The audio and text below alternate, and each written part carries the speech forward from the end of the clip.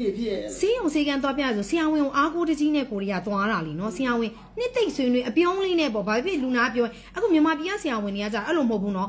အချိန်နဲ့ပဲလူပြီးတော့မှလေတို့ကလေလူနာစကားလဲနားမထောင်ဘူးသိလားလူနာလဲဟွာမဖြစ်ဘူးအဲ့ဒါပြောပြအောင်မဲ့အားငယ်တော့ကခြေထောက်ကလေးနဲ့မှရေကြည်ဘူးလေးတွေဖြစ်တာပေါ့နော်ရေကြည်ဘူးလေးတွေဖြစ်တဲ့ခါကျတော့လေကျမတို့ကလည်းစိတ်ပူတာပေါ့နော်ရေကြည်ဘူးလေးဖြစ်တော့အဲ့ဒါနဲ့စိတ်အဲ့အောင်ရတနာမှာပဲစီကန်သွားပြရတဲ့ခါကျတော့အဲ့ဆရာဝန်မကလေလူနာကလေးကဒီလိုနောက်ကျောဘက်မှာပေါ့သူကဒီလိုမျိုးစပွဲနဲ့နိုင်ငံဘက်ကိုစပွဲနဲ့ပြီးတော့လူနာကလေးကသူကစပွဲပေါ်မှာလူနာစာအုပ်ရောက်ပြီဆိုတာနဲ့သူကလေစာအုပ်ကိုလူနာစာအုပ်ကိုလေဒီလိုကြည့်လိုက်တယ်လူနာနာမည်နဲ့စာအုပ်ကိုကြည့်လိုက်တယ်တက်ကဘယ်နှစ်လဲ6နှစ်ပေါ့နော်တက်က6နှစ်ဘာဖြစ်လို့လဲ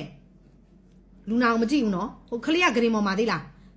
ခြေထောက်ကလေးဒီလိုလေးနဲ့ဆက်ဆက်လေးနဲ့ငုတ်တုတ်ကလေးကလေးရလေဘာဖြစ်လို့လဲကိုကဘေးနာကနေလေဟိုဆီယမရဲ့လို့ခြေထောက်မှာလို့ရေကြည်ဘူးလေးတွေလို့ပေါက်လို့မလို့အဲ့ဒါလို့ဘိုးချောင်းတက်တာလားတဲ့ဟုတ်ကဲ့ပါလို့ဆိုဘိုးချောင်းထားတဲ့ကလေးတိုင်းနဲ့အကုန်လုံးနဲ့အဲ့လိုမျိုးဖြစ်တယ်တဲ့စီးစေးရမယ်သွေးစေးရမယ်ဘာစေးရမယ်ညောင်စေးရမယ်အကုန်လုံးရွေးချလိုက်တာဗျာသိလားတမျက်နှာစေးရမှာသိလားခြေထောက်မှာရေကြည်ဘူးဖြစ်တာလူနာလည်းမကြည့်အဲ့အနာကိုလည်းတစ်စက်မှမကြည့်ဘူးနော်ရေကြည်ဘူးလေဆူဆူဝါမဟုတ်ဘူးဒီလိုလေးတွေလေရေကြည်ဘူးလေးတွေမီးလောင်ဘူးလေးတွေလို့အဲ့လိုလေးတွေဖြစ်တဲ့ခါကျဒီချီအိတ်ပေါ့လေစစ်ဖို့တွေရေးချလိုက်တာကျမလည်းလေပုံမှန်ဆိုစစ်ပါတယ်ဆေးစစ်တဲ့ကိစ္စပိုတော်မှကောင်းသေးတယ်နော်ဒါပေမဲ့လ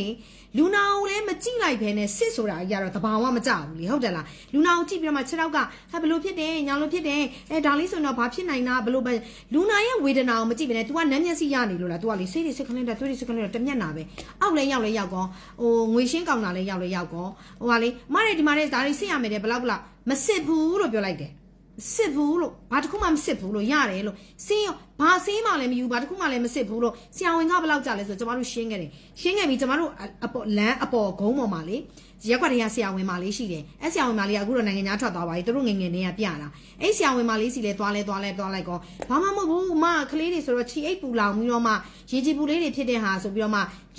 ရာနာဈေးလေးလိုမျိုးခရင်လေးပေးလိုက်တယ်2ရက်ပဲလူရတယ်ပျောက်သွားတယ်သိလားဒီလူနာရဲ့ဒီရင်ဘက်ကလေးကအောင့်တာဘလို့အောင့်မုံအောင်နည်းနဲ့အောင့်တာဘလို့ဖြစ်တာဒီနားလေးကတော့ဘလို့လေးနာတာဒီဆေးတောက်လိုက်လို့ရှိရင်ဘလို့ခံစားရတာမူးတယ်မော်တယ်အန်ဂျင်တယ်ရားတယ်ခေါင်းကိုက်တယ်ဘလို့ဖြစ်တယ်ရင်ဘက်ထဲကထိုးအောင်တယ်ဒါကြတော့မှဒီဆေးနဲ့မတည့်ဘူးလားဒီရောဂါဘာဖြစ်နိုင်တာလဲဘလို့စဉ်းစားလို့ရမှာပေါ့နားမထောင်ဘူးနော်နားမထောင်မနှွေးထွေးဘူးပေါ့နော်ဆိုတဲ့ခါကျတော့အဲ့ဒီမှာနေလေလူနာတွေကဆရာဝန်နဲ့ပြောရမယ်ဆိုရင်ကိုကြောက်တယ်လူနာနားလေအောင်ရေးလင်အောင်ရှင်းပြနိုင်စွမ်းရှိတဲ့ဆရာဝန်ကလေကျမထင်တယ်ဆေးလောကမှာ 10% လောက်ပဲရှိမယ်နဲ့တူရနော်များသောအားဖြင့်ဆရာဝန်တွေအကုန်လုံးကတော့လေကျန်တဲ့ 90% လောက်ကတော့ငွေနောက်ပဲလိုက်တာနော်အချိန်နဲ့ငွေနဲ့ပြီးရင်လေတနာကြီးဆိုရင်လေ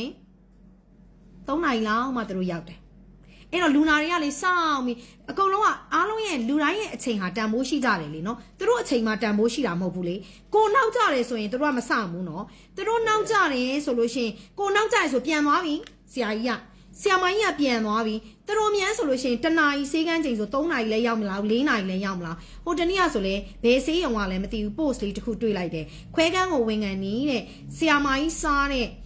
မုတ်စားတဲ့အစာပြေစားတဲ့ဟာရဲ့ bill ကိုလူနာစီကနေထည့်တောင်းထားတယ်ဆိုတဲ့ဟာမြန်မာပြည်ရဲ့ဆေးရုံဆေးကန်းနဲ့ဒီဆေးလောကကလည်းတော်တော်ပဲ့တယ်ပြောချင်တာကလေကျမတို့တွေကလူနာတွေဆိုတာကငကိုနဲ့ကစိတ်မချမ်းမြေ့မှုတွေရှိနေပြီးသားကျမ်းမာရေးကိုကုသမဲ့ငွေကြေးစိမ့်ရိမ့်အရာကျမတို့တွေကဆေးရုံဆေးကန်းကိုရောက်လာပြီဆိုရင်ပျော်လို့ရောက်လာတဲ့သူတယောက်မှမရှိဘူးဟုတ်လားညှိုးနွမ်းမှုနဲ့ညှိုးငယ်မှုနဲ့ရောက်လာတဲ့သူတွေကြီးပဲဒီနေရာကိုရောက်လာတာအဲ့ဒီမှာဆရာဝန်တွေဆရာမတွေနတ်ဆမတွေကတမျိုးဆရာဝန်တွေကတမျိုးသိလားအဲ့ဒီမှာမှအစိုးရဆေးရုံတွေဆိုလို့ရှိရင်အပေါက်ဆောက်ဒလန်ဝန်မှာကြောက်ရသေးတယ်နော်ဆေးရုံတွေမှာလေပြည်သူဆေးရုံတွေဆိုလို့ရှိရင်လေအပေါက်ဆောက်ဒလန်ဝန်ကအစကျမတို့တွေကကြောက်ရတာဆိုတော့လေဒီလိုအရက်ဒေတာမျိုးကိုဘယ်သူမှမလာကြပါဘူးဟုတ်တယ်လားဆေးရုံဆေးကန်းဆိုတာဘယ်သူမှပျော်လို့အားရပြီးတော့မှလာခြင်းတဲ့သူတယောက်မှမရှိဘူးမတက်တာတဲ့အစုံမလို့တာလေလာကြတာအဲ့တော့လေဆရာဝန်တွေဆရာမတွေဟာလေလူနာပေါ်မှာလေအပြုံးလေးနဲ့ချိုတာနဲ့နွေးထွေးနဲ့ဆိုလို့ရှိရင်လူနာတွေကခံစားရတဲ့ဝေဒနာတက်တာပါတယ်တဝက်လောက်လေပြောရင်ဆိုရဲသွားမယ်အချိန်ပေးပြီးနားထောင်စေခြင်းနဲ့ဒါကြောင့်မလို့လေကျမတို့မိတ်ဆွေတွေထဲမှာဆိုရှိတယ်သိလားမြန်မာပြည်မှာလေကင်ဆာမဟုတ်ဘူးကင်ဆာနာမည်တက်တယ်ကန်ဆာဆေးတွေတောက်ပြီးတော့မှလေလူကလေတကယ်ယောဂမရှိဘူးအဲ့ဒီဆေးရဲ့ side effect နဲ့လူကစမုံတုံးတာ သိလားတကယ်အားနဲ့မရဘူးမတက်တောင်နိုင်ငံသားပြည်ဘယ်သူကကင်ဆာလို့ပြောတာလဲမြန်မာပြည်ကဆရာဝန်တွေကကင်ဆာလို့ပြောတာဆိုအဲ့ဒါကြောင့်မလို့နိုင်ငံသားကအခုကျမတို့ဘန်ကောက်သွားရင်လေတော်တော်များများကမြန်မာပြည်ကစစ်ထားတဲ့ check up ရဲ့ဟာကိုမယူဘူးမကြည့်ဘူးလက်မခံဘူးသိလားအထင်သေးခံရတာပေါ့နော်ကျမတို့မြန်မာပြည်ဆေးလောကမှာလေကောင်းတဲ့ဆရာဝန်ကြီးတွေမရှိဘူးလားဆိုရှိပါတယ်10% လောက်တော့ရှိပါတယ်ကျန်တဲ့90% လောက်ကတော့ဆရာဝန်ဆေးလောကငွေပဲ